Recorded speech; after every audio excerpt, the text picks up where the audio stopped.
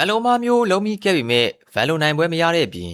ဂေဂျီရဲ့ရှက်ခွဲခြင်းကိုခံရပြီးတော့ခွက်ခွက်လန်အောင်ရှုံးသွားခဲ့တဲ့ဒိုပရီယာပြိုင်ပွဲလဲကျနေချိန်မှာ ground ဆန်ပေါင်မကျွေးဘဲနဲ့ချုပ်ကွက်သွားရှာတဲ့အမားမျိုးကိုဂျိုရှူဗန်ရောအခုဒိုပရီယာပါလူညီစွာလုပ်ခဲ့ပူပါတယ်။ဒါဗန်ကနိုင်ပွဲပြန်ယူနိုင်ခဲ့ပြီးတော့ဒိုပရီယာကတော့ဂေဂျီကိုခွက်ခွက်လန်အောင်ရှုံးသွားပါတယ်။ဒါကန်တရားကြောင့်မဟုတ်ဘဲနဲ့ knockout power ကိုတေမတက်အားကိုးတဲ့သူနဲ့ volume striking လက်သီးရွေတွက်ကိုအားကိုးတဲ့သူတွေကြားက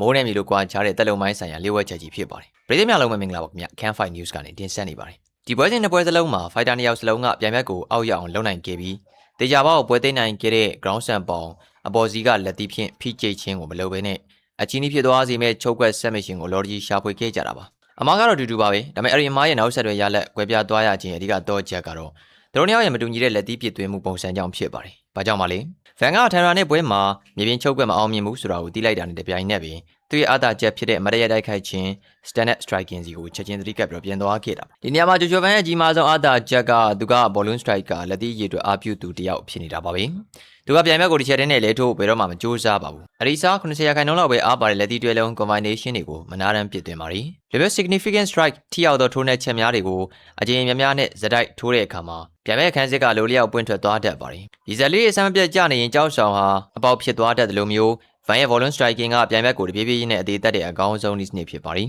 ။တစ်ဖက်မှာတော့ဒိုပရီယာကဂေဂျီကိုဒုတိယအချီမှာလဲထိုးဖို့နီးစပ်ခဲ့ပေမဲ့ချုပ်ကွက်သွားရှာလို့အခွင့်အရေးလွတ်သွားတာဖြစ်ပါတယ်။အဲဒီနောက်ပိုင်းမှာဒိုပရီယာရဲ့ကစားကွက်တစ်ခုလုံးပြိုလဲသွားရတာကသူ့ရဲ့ knockout power ကိုလုံမင်းမိခိုလုံးတဲ့ကိစ္စကြောင့်ပါပဲ။ဒိုပရီယာကလက်သီးချက်ပစ်သွင်းလိုက်တိုင်းမှာသူ့ရဲ့ခနာကိုအလေးချိန်တစ်ခုလုံးကြွက်သားအလုံးကိုသုံးပြီး100%ခွန်အားအပြည့်နဲ့လွှဲထိုးလေရှိတာပါ။အလိုအားကုန်ထုတ်သုံးတဲ့ loading up ကစားဟန်က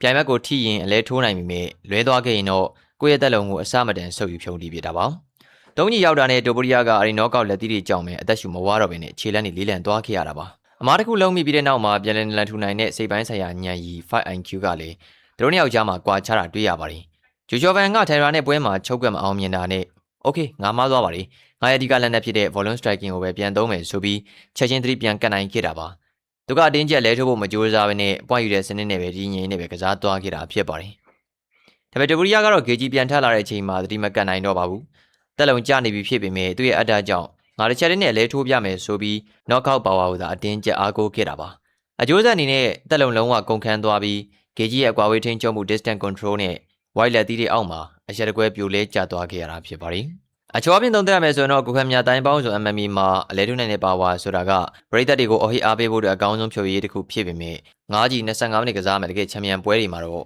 volume striking လောက်ယုံကြည်စိတ်ချမှုမရှိပါဘူး။ဒိုပရီယာကသူ့ရဲ့ AMF power ကိုယုံကြည်လုံးလို့တက်လုံကြဘရော့ဂေဂျီကိုရှုံးသွားခဲ့ရပေမဲ့ဂျူချော်ပန်ကတော့အမားလုံးမိချိန်မှာသူ့ရဲ့မနာတမ်းပစ်သွင်းနိုင်တဲ့ significant strike တွေနဲ့တက်လုံကိုအကောင်းဆုံးအသုံးချပြီးနိုင်ရရှိအောင်ကစားပြတ်သွားနိုင်ကြတာပါ။ power ကပွဲတစ်ပွဲကိုမြင်မြန်အဆုံးသတ်ပေးနိုင်ပေမဲ့ပမာဏ volume နဲ့တက်လုံကသာချန်ပီယံကပတ်တွေကိုရည်ရှိထိန်းသိမ်းထားနိုင်တဲ့တကယ်အစစ်မှန်လက်နက်ဖြစ်ကြောင်းတန်ဝေကရမိလို့တင်ပြလိုက်ရပါတယ်ခင်ဗျာ။အားလုံးကိုကျေးဇူးထူးတင်ရှိပါတယ်ခင်ဗျာ။